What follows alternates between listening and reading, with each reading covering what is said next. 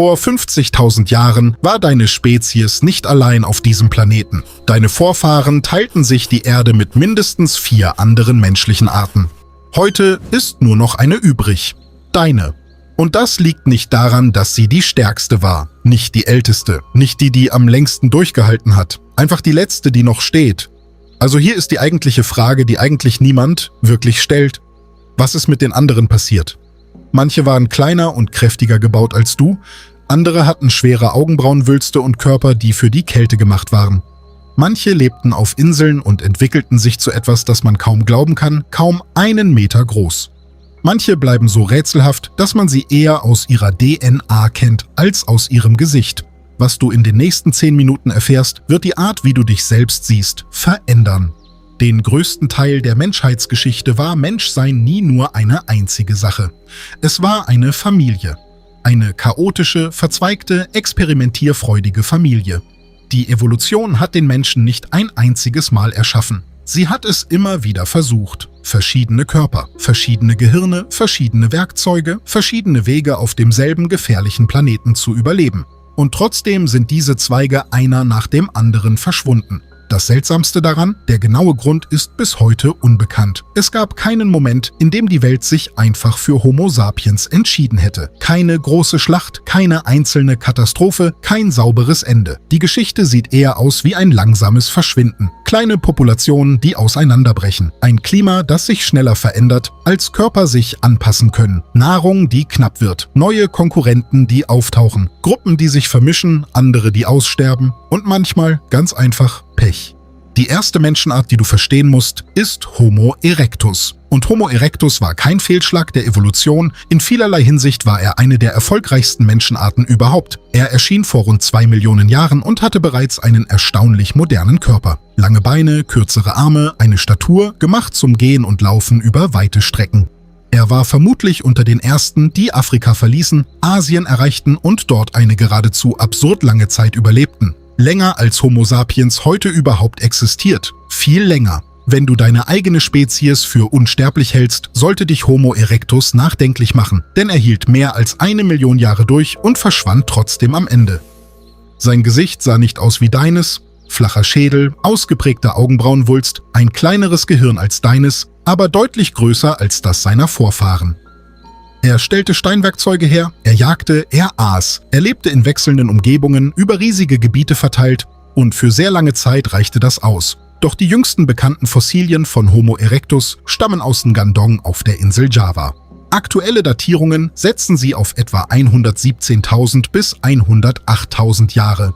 Zu dieser Zeit hatte sich die Welt bereits verändert. Andere Menschenarten existierten. Das Klima war instabil, Wälder breiteten sich aus und zogen sich zurück, Flüsse verlagerten ihren Lauf, Tiere zogen weiter und Homo erectus, nach einer fast unvorstellbar langen Überlebenszeit, starb schließlich aus. Der genaue Grund ist unbekannt. Vielleicht wurden die letzten Populationen isoliert, vielleicht konnten sie sich nicht schnell genug anpassen, vielleicht wurden sie von jüngeren Menschenarten verdrängt. Aber sein Aussterben lehrt schon jetzt eine Lektion. Lange zu überleben bedeutet nicht für immer zu überleben. Doch Homo erectus ist nur das erste Rätsel. Das nächste wird dir viel näher vorkommen, fast vertraut. Als nächstes kommt der Neandertaler, die Menschenart, von der du glaubst, sie zu kennen. Lange Zeit wurde er als brutal, primitiv, halbmenschlich dargestellt. Dieses Bild ist falsch. Neandertaler waren keine gescheiterten Menschen, sie waren eine andere Antwort auf dieselbe Frage. Wie überlebt man eine Eiszeit? Ihr Körper war kräftig, gedrungener als deiner, mit breitem Brustkorb, starken Armen und dicken Knochen.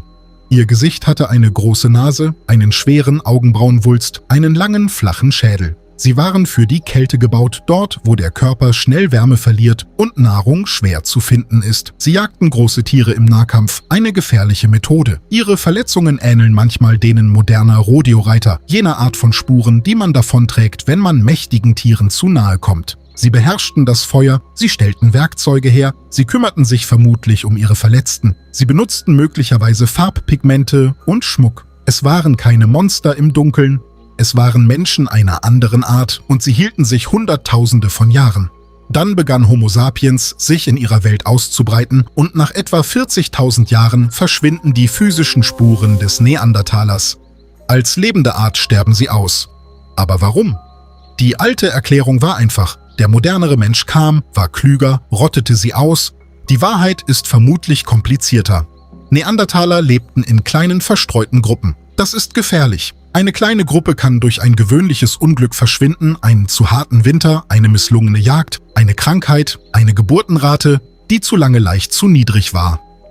Alte DNA deutet darauf hin, dass manche späten Neandertaler-Gruppen eine sehr geringe genetische Vielfalt hatten, was nahelegt, dass sie bereits geschwächt waren, bevor Homo sapiens überhaupt zu einem ernsthaften Faktor wurde. Auch das Klima veränderte sich weiter. Kalte Phasen, mildere Phasen, sich ständig wandelnde Tier- und Pflanzenwelt, veränderte Landschaften. Stell dir vor, du müsstest überleben, während sich die Welt, die du kennst, ständig neu ordnet. Füge dem eine weitere Menschenart hinzu, die in dieselben Gebiete vordringt. Eine Art mit weiterreichenden sozialen Netzwerken, Austausch über große Entfernungen, vielleicht schnellerer Innovationsfähigkeit, besseren Wegen, Gruppen miteinander zu verbinden, nicht zwangsläufig stärker, nicht zwangsläufig in jeder Hinsicht überlegen, aber flexibler, genau an dem einen Punkt, der wirklich zählte. Als die Neandertaler verschwanden, lag es vielleicht nicht daran, dass sie einen großen Krieg verloren. Es lag vielleicht daran, dass sie 1000 kleine Kämpfe verloren, gegen Isolation, Klima, Konkurrenz und Zeit. Doch die seltsamste Geschichte hat nicht einmal ein Gesicht.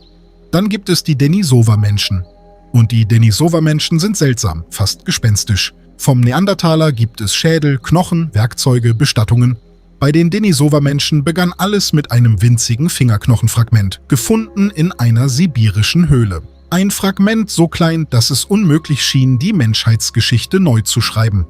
Doch die DNA zeigte, dass es zu einer bisher unbekannten menschlichen Gruppe gehörte. Weder Neandertaler noch Homo sapiens. Etwas anderes? Denisova-Menschen bewohnten vermutlich einen riesigen Teil Asiens, Sibirien, das tibetische Plateau, vielleicht Südostasien, doch ihre Fossilien bleiben frustrierend selten. Ein Fingerknochen, ein paar Zähne, Kieferfragmente, seltene Überreste. Jahrelang wusste man nicht einmal, wie ihr Gesicht wirklich aussah, und trotzdem ist ihr genetischer Fußabdruck riesig. Manche heutigen Bevölkerungsgruppen in Ozeanien und Teilen Asiens tragen noch immer denisovanische DNA in sich. Tibeter erbten eine Genvariante, die mit dem Überleben in großer Höhe zusammenhängt. Von mit den Denisova-Menschen, verwandten Menschen, das ist eine der seltsamsten Tatsachen in der gesamten Menschheitsentwicklung. Eine verschwundene Menschenart hilft lebenden Menschen bis heute, in dünner Bergluft zu atmen. Aber als lebende Population sind auch die Denisova-Menschen verschwunden. Die jüngsten bekannten denisovanischen Fossilien sind etwa 40.000 Jahre alt. Manche genetischen Daten deuten darauf hin, dass einzelne Gruppen bis vor etwa 30.000 Jahren überlebt haben könnten. Danach verlieren sich ihre Spuren. Warum? Man weiß es nicht. Ihr Gebiet war vielleicht riesig, ihre Population aber wohl dünn gesät. Vielleicht wurden sie von einwandernden Homo-sapiens-Gruppen aufgenommen. Vielleicht wurden sie andernorts zahlenmäßig überrannt. Klimatische Umbrüche haben ihre Lebensräume vielleicht zerstückelt. Und weil so wenige Fossilien übrig sind, bleibt ihr Aussterben eines der nebligsten Kapitel der Menschheitsgeschichte. Die Denisova-Menschen erinnern dich an etwas Unbequemes. Eine Menschenart kann so vollständig verschwinden, dass fast nichts von ihr übrig bleibt, außer Fragmenten und genetischem Code. Keine Städte, keine Denkmäler, keine Geschichten, nur DNA. Und dann gibt es die Entdeckung, die Wissenschaftler ungläubig machte. Homo floresiensis, die seltsamste von allen. Auf der Insel Flores in Indonesien fanden Wissenschaftler die Überreste eines winzigen, uralten Menschen. So klein, dass er den Spitznamen Hobbit erhielt. Er war etwa 1 Meter groß mit kleinem Gehirn und kleinem Körper, doch er stellte Werkzeuge her und überlebte auf einer Insel voller Riesenvögel, Komodowarane und zwergenhafter Elefanten, namens Stegodon. Zunächst fiel es schwer zu glauben, dass das real war. Kranke, moderne Menschen? Eine anormale Bevölkerungsgruppe? Doch die Beweise deuteten auf etwas weit Erstaunlicheres hin. Eine eigenständige Menschenart. Eine Inselmenschheit. Und Inseln tun der Evolution seltsame Dinge an. Große Tiere können schrumpfen, kleine können wachsen, Räuber- und Beutetiere verändern ihre Größe, weil Inselökosysteme anderen Regeln folgen. Man nennt das Inselverzwergung. Und Homo floresiensis ist vielleicht eines der dramatischsten Beispiele dafür in der gesamten menschlichen Familie. Seine Fossilien, gefunden in Liangbua, werden heute auf etwa 100.000 bis 60.000 Jahre datiert. Die dazugehörigen Steinwerkzeuge reichen bis etwa 50.000 Jahre zurück. Dieses Datum ist beunruhigend, denn moderne Menschen zogen etwa zur gleichen Zeit durch diese Region. Dann verschwand Homo floresiensis, auch hier weiß man nicht genau warum. Vielleicht veränderte das Klima die Umwelt der Insel, vielleicht gingen ihre Beutetiere zurück, vielleicht störte vulkanische Aktivität das Ökosystem, vielleicht kam Homo sapiens und erhöhte den Druck zusätzlich. Auf einer kleinen Insel braucht es keine globale Katastrophe. Eine kleine Population kann durch eine simple Kette lokaler Probleme ausgelöscht werden. Weniger Wasser, weniger Beute, mehr Konkurrenz, ein Vulkanausbruch, ein paar schwierige Generationen und eine ganze Menschenart kann verschwinden. Genau das macht Homo floresiensis so beunruhigend. Sie kämpften nicht um den ganzen Planeten. Sie versuchten lediglich, auf einer einzigen Insel zu überleben. Und selbst das war nicht garantiert. 4 Arten, 4 verschwinden. Und nur eine Frage bleibt. Warum du? Warum hat Homo sapiens überlebt, wo die anderen scheiterten? Genau hier wird die Antwort gefährlich, wenn man sie zu sehr vereinfacht. Es ist verlockend zu sagen, dass Homo sapiens einfach intelligenter war. Doch Neandertaler waren intelligent. Denisova-Menschen hatten sich an extreme Umgebungen angepasst. Homo erectus überlebte länger, als Homo sapiens überhaupt existiert. Homo floresiensis hielt in einer Welt durch, die jeden modernen Menschen erschrecken würde. Die Antwort kann sich also nicht allein auf Intelligenz reduzieren lassen. Vielleicht ging es eher um Verbindung. Homo sapiens scheint besonders gut darin gewesen zu sein, weitreichende soziale Netzwerke zu bilden. Nicht nur Familien, nicht nur kleine Gruppen, weite Netze aus Menschen, Werkzeugen, Ideen, Informationen. Scheiterte eine Gruppe, konnte eine andere das Wissen weitertragen. Wurde eine Region lebensfeindlich, konnten Menschen weiterziehen. Funktionierte ein Werkzeug, konnte es sich verbreiten. Half eine Idee, musste sie nicht in einem einzigen Tal gefangen bleiben. Das ist vielleicht einer der größten Vorteile von Homo sapiens. Nicht das einzelne Gehirn allein, sondern das Netzwerk zwischen den Gehirnen. Andere Menschenarten hatten vermutlich ebenfalls Kultur, doch Homo sapiens baute vielleicht eine Kultur, die weiterreiste, sich schneller veränderte, mehr Menschen miteinander verband. Und als der Planet instabil wurde, machte das den entscheidenden Unterschied.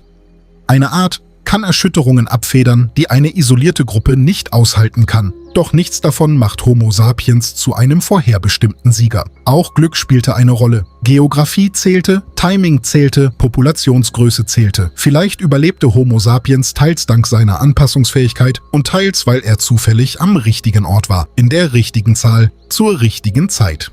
Die anderen Menschen waren keine unfertigen Versionen von dir. Sie waren keine bloßen Zwischenstufen auf dem Weg zu dir. Sie hatten ihre eigenen Erfahrungen, ihre eigene Geschichte, ihre eigene Art, Mensch zu sein. Und heute sind sie verschwunden. Homo erectus nach mehr als 1 Million Jahre. Der Neandertaler, nachdem er die Eiszeit überstanden hatte. Die Denisova-Menschen, die nur wenige Knochen und genetische Hinweise hinterließen. Homo floresiensis, die winzigen Inselmenschen, die fast genau dann verschwanden, als deine eigene Art ankam. Heute, wenn du Mensch sagst, denkst du an Homo sapiens. Aber das liegt nur daran, dass jede andere Bedeutung verschwunden ist. Du stehst nicht auf der Spitze einer Leiter. Du bist der letzte Zweig eines Baumes, der einst viele andere hatte. Alle lebendig. Und das sollte dich vielleicht bescheidener machen, nicht stolzer. Denn wenn dich die anderen Menschen etwas lehren, dann dies. Das Aussterben trifft nicht nur die Schwachen, es trifft die Isolierten, die Unglücklichen, die zu stark Spezialisierten, die zahlenmäßig Unterlegenen, jene, die einen Wandel erleben, der zu schnell ist, als dass sich ein Körper daran anpassen könnte. Vor 50.000 Jahren war deine Spezies nicht allein und trotzdem ist sie die letzte. Und eines Tages, wenn du nicht aufpasst, könnte die letzte noch existierende Menschenart dieselbe Lektion lernen.